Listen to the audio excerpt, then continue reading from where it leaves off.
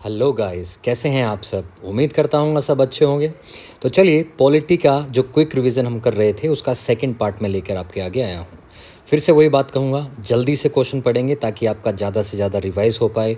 यही हमारा मेन मकसद है। तो चलिए दोस्तों, पहले क्वेश्चन की तरफ बढ़ते हैं। क्वेश्चन है पहला, what is the status of right to property now. Right to property जो है अभी वो लीगल राइट है।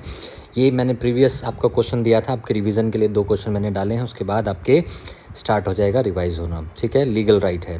दूसरे क्वेश्चन की ओर बढ़ते हैं बच्चों। दूसरा क्वेश्चन आपके सामने ये रहेगा, when were the fundamental duties incorporated in constitution. Fundamental duties को संविधान में कब ऐड किया गया था। तो राइट आंसर हो जाएगा 1976 में ऐड किया गया था। तीसरे क्वेश्चन की तरफ आते हैं, who has the right to transfer any case anywhere in India. Bharat में किसी भी केस को कहीं भी ट्रांसफ़र करने की जो पावर है बच्चों, वो सुप्रीम कोर्ट के पास है। किसके पास है? सुप्रीम कोर्ट के पास है। नेक्स्ट आगे बढ़ते हैं, who is the final authority to interpret in the constitution. Constitution में जो फाइनल अथॉरिटी होती है कुछ भी बदलाव करने के लिए, वो कौन होती है? तो आपका आंसर हो जाएगा सुप्रीम कोर्ट होती है। चलिए बच्चों, नेक्स्ट क्वेश्चन की तरफ बढ़ते हैं। नेक्स्ट क्वेश्चन आपका क्या रहने वाला है, देखिएगा। Who was the chairman of drafting committee of the constitutional assembly. तो इसका आंसर B.R. अम्बेडकर रहने वाला है। ठीक है, 29 अगस्त 1947 को बनी थी ड्राफ्टिंग कमेटी। 7 मेंबर्स इसके अंदर थे और B.R. अम्बेडकर कहाँ से थे? बंगाल की सीट से आए थे।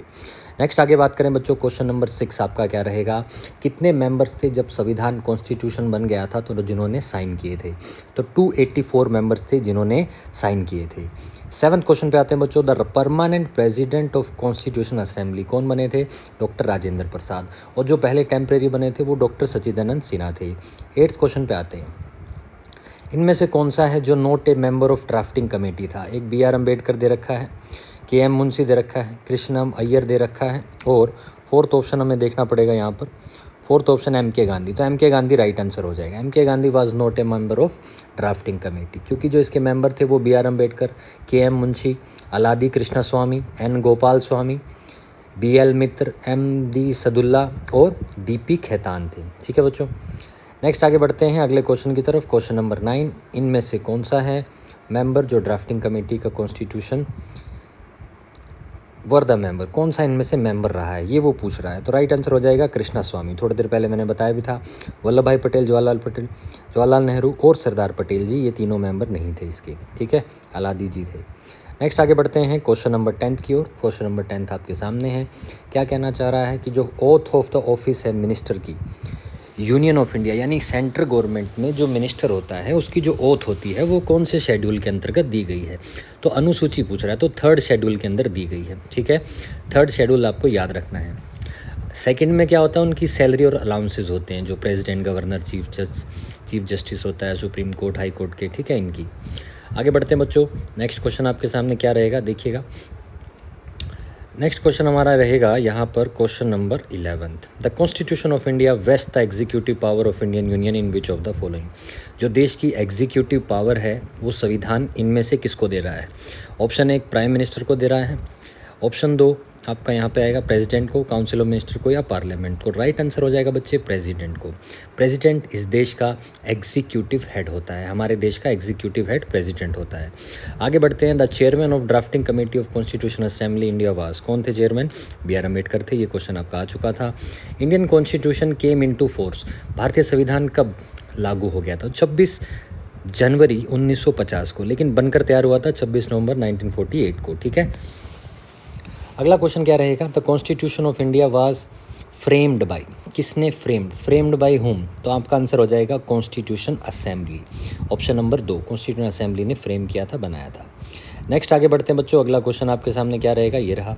इनमें से कौन सा शेड्यूल है जो डील करता है division of power union and states के बीच? यूनियन और स्टेट के बीच division of power 7th schedule के अंदर दिया गया है, क्योंकि यूनियन लिस्ट है जिसमें सेंट्रल गवर्नमेंट रूल बनाती है, स्टेट लिस्ट है जिसमें स्टेट गवर्नमेंट बनाती है, और कॉन्करेंट लिस्ट है जिसमें दोनों आपसी सहमति से रूल बनाते हैं, जैसे एजुकेशन हो गया, हेल्थ हो गया है। कॉन्करेंट लिस्ट हमने ऑस्ट्रेलिया से ली है, ये आपको पता होना चाहिए। नेक्स्ट आगे बढ़ते हैं, क्वेश्चन नंबर 16 क्या कह रहा है, इनमें से कौन सा आर्टिकल है जिसके तहत प्रेसिडेंट को रिमूव किया जा सकता है? तो आर्टिकल 61 में इम्पीचमेंट ऑफ प्रेसिडेंट दिया गया है। राष्ट्रपति को हटाने का तरीका हमने अमेरिका से लिया है, और राष्ट्रपति को चुनाव करने का तरीका हमने आयरलैंड से लिया है। ये बातें आपने ध्यान रखनी है।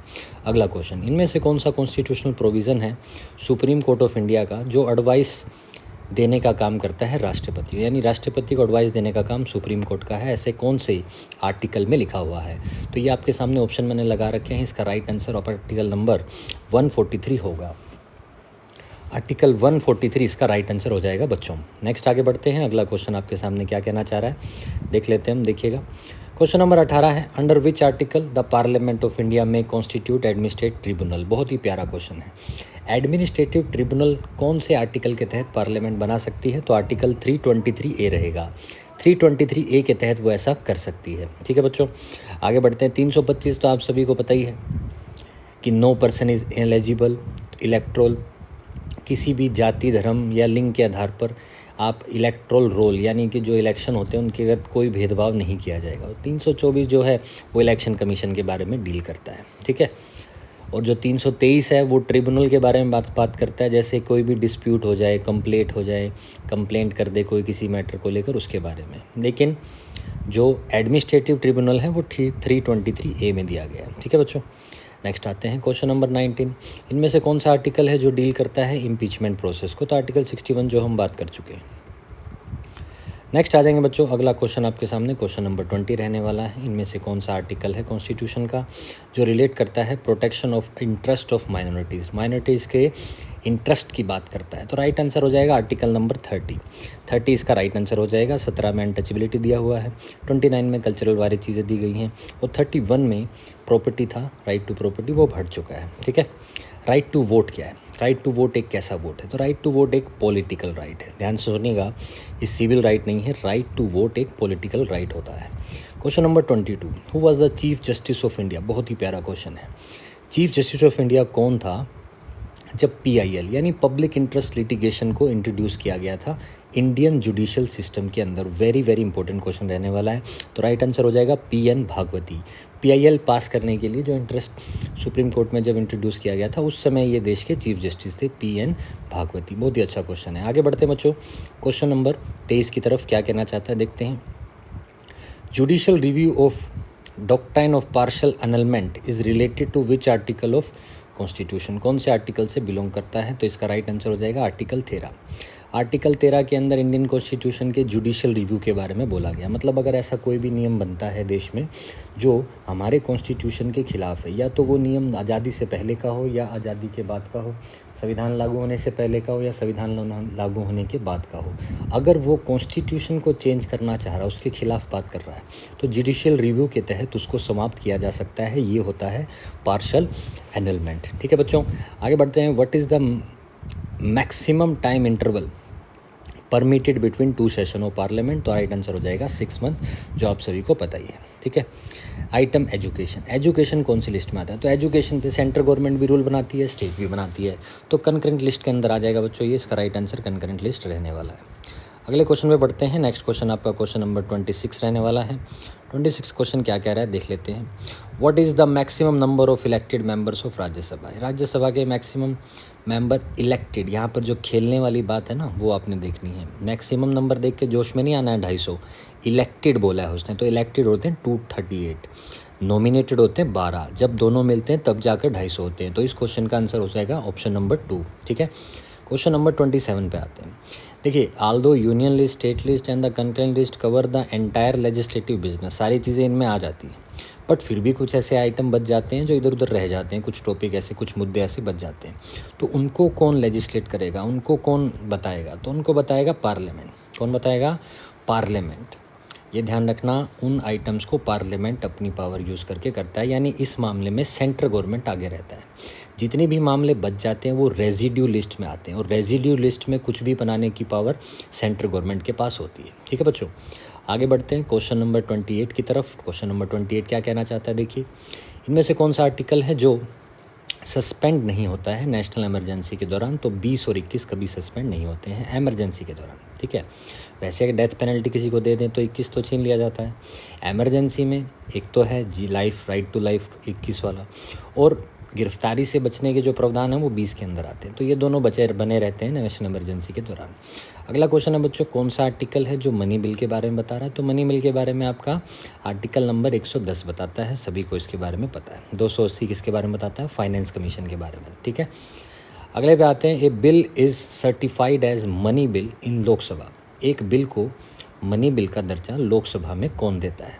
ठीक है, तो यहाँ पर आंसर हो जाएगा स्पीकर। स्पीकर बताता है किसी भी बिल को कि ये मनी बिल है और घोषित करने के बाद राज्यसभा में चला जाता है। राज्यसभा उसको अपने पास 14 दिनों के रख सकती है, वरना मना नहीं कर सकती उसको। ठीक है, अगर वो मना भी कुछ कहती भी नहीं है ना, फिर भी वो पास माना जाता है। ठीक है। 31, when the vice president officiate as president of India he draws the salary. जब वाइस प्रेसिडेंट को प्रेसिडेंट का काम करने को मिलेगा तो जाहिर सी बात है सैलरी भी उनको प्रेसिडेंट की मिलेगी, क्योंकि जैसा काम कॉन्स्टिट्यूशन में कोई भी करता है उसको वही सैलरी दी जाती है। आगे बढ़ते हैं प्यारे बच्चों, अगला क्वेश्चन आपके सामने क्वेश्चन नंबर 32 रहेगा। इनमें से कौन सा आर्टिकल है कॉन्स्टिट्यूशन का इंडिया का जो डील करता है special provision with respect to state of Assam? State of Assam को जो स्पेशल प्रोविज़न है वो आर्टिकल 371B के तहत दिया गया है। ये बात आपने ध्यान दिया, और कब दिया गया था? 1949 के अंदर दिया गया था। अगले क्वेश्चन की तरफ बढ़ते हैं, provision of which of the following article constitution India apply to state of Jammu Kashmir. अब ये हटाया जा चुका है, लेकिन स्टेट ऑफ जम्मू कश्मीर को कौन सा मिला हुआ था ये ध्यान रखना। आर्टिकल 370 से स्पेशल राइट मिला गया था। आपसे ये भी पूछ सकता है कि कौन से कॉन्स्टिट्यूशन के कौन से भाग यानी कौन से पार्ट में था, तो 21वें पार्ट में था। ये भी आपको ध्यान रखना है। ठीक है, ये भी अच्छा क्वेश्चन है 21वें में, अगर आप याद रखना चाहें तो।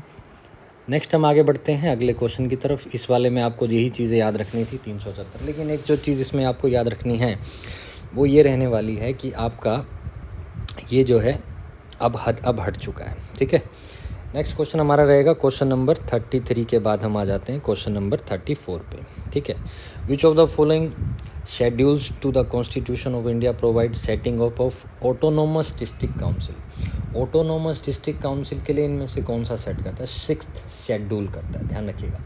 6th शेड्यूल के तहत असम, मेघालय, त्रिपुरा और मिजोरम जो हैं ये ट्राइबल एरियाज़ कंसीडर किए जाते हैं, जो बाकी सारे शेड्यूल एरिया से अलग होते हैं।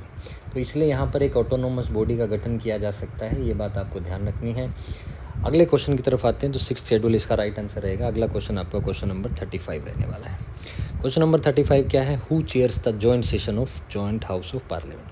अगर कोई मामला राज्यसभा लोकसभा में अटक जाता है उसको डेडलॉक कहते हैं। 108 आर्टिकल के अंदर ये दिया गया है, और ऐसी स्थिति में दोनों सदन एक साथ बैठ जाते हैं। लेकिन ध्यान रखना, कॉन्स्टिट्यूशन को अमेंड करते हुए अगर मामला अटकता है तो जॉइंट सीटिंग नहीं होती है, ओनली ऑर्डिनरी बिल में होती है। ठीक है, ऑर्डिनरी बिल में जॉइंट सीटिंग होती है, और उसमें जो हेड होता है ना वो लोकसभा का स्पीकर होता है। तो याद रखना, ऑप्शन आपका 3 रहेगा इसका राइट आंसर। ठीक है, अगला है what is the maximum gap permissible between two से, हो चुका था शायद अपना 6 मंथ होता है इसका answer. Who has got the power to create all India service? Very good question, बहुत अच्छा क्वेश्चन है। ऑल इंडिया सर्विस को क्रिएट करने की पावर किसके पास है? पार्लियामेंट के पास है। आर्टिकल 312 जो है वो राज्यसभा जो है उसको ये पावर देता है। केवल देखिए, ध्यान से सुनना मेरी बात, ओनली राज्यसभा के पास है, लेकिन राज्यसभा आती तो पार्लियामेंट में है ना। अब यहाँ पर ऑप्शन में लोकसभा राज्यसभा होता ना, तो आप ओनली राज्यसभा पे टिक लगाते हैं आर्टिकल 312 के तहत। कि कुछ भी हो, आप ऑल इंडिया सर्विस क्रिएट करना चाहते हैं तो मेजोरिटी लेनी पड़ेगी, 2/3 की मेजोरिटी, जिससे आप नेशनल इंटरेस्ट के लिए ऑल इंडिया सर्विस कोई भी क्रिएट कर सकते हैं। जैसे IPS हो गया, IAS हो गया, इंडियन फॉरेस्ट सर्विस IFS हो गया है, ये सब होता है। ठीक है, नेक्स्ट आते हैं बच्चों, अगला क्वेश्चन आपका क्वेश्चन नंबर 38 क्वेश्चन क्या कह रहा है? In the provisional parliament of India how many members were there? तो प्रोविजनल पार्लियामेंट का मतलब क्या होता है ये बताते हैं। जैसे जब संविधान बनाना शुरू किया था, यानी आज़ादी हमारे को मिल चुकी थी, तो उस समय के लिए जो आज़ादी मिलने के बाद संविधान सभा बनी, उसने कानून बनाया, 26 जनवरी 1950 को लागू हो गया। लेकिन एकदम तो सरकार नहीं बनती ना। सरकार हमारी जो पहला चुनाव हुआ 51-52 के दौरान हुआ था, 1951-52। तो जब तक संविधान लागू होने के बाद तक सरकार नहीं बन गई, तब तक तो देश को कोई चला रहा था, उसको प्रोविजनल पार्लियामेंट कहते हैं। और उसमें कितने मेंबर थे? उसमें 296 मेंबर थे, ये आपको ध्यान रखना है। ठीक है, क्वेश्चन नंबर 39, इनमें से कौन सा है जो स्लोगन दिया था गरीबी हटाओ का और कांग्रेस को ज़्यादा चुनाव जिताया था 1971 का? तो आंसर हो जाएगा इंदिरा गांधी जी ने ऐसा किया था। ठीक है, कौन सा आर्टिकल है इंडियन कॉन्स्टिट्यूशन का इंक्लूड करता है प्रोसीजर ऑफ इम्पीचमेंट प्रेसिडेंट? फिर से क्वेश्चन आ गया, तो आर्टिकल 61 इसका रहने वाला है राइट आंसर। ठीक है बच्चे, 41 क्वेश्चन पे आते हैं। 41 क्वेश्चन क्या है? In the union government the council of minister is collectively responsible. जो मंत्रिमंडल होता है वो सामूहिक रूप से जिम्मेदार होता है, उत्तरदायी होता है लोकसभा का, ऐसा लिखा हुआ है आर्टिकल 75 के अंदर। ठीक है, which amidst the following state has a legislative council, इनमें से किसके पास लेजिस्लेटिव काउंसिल है, विधान परिषद है। तो आंसर इनमें हो जाएगा बिहार।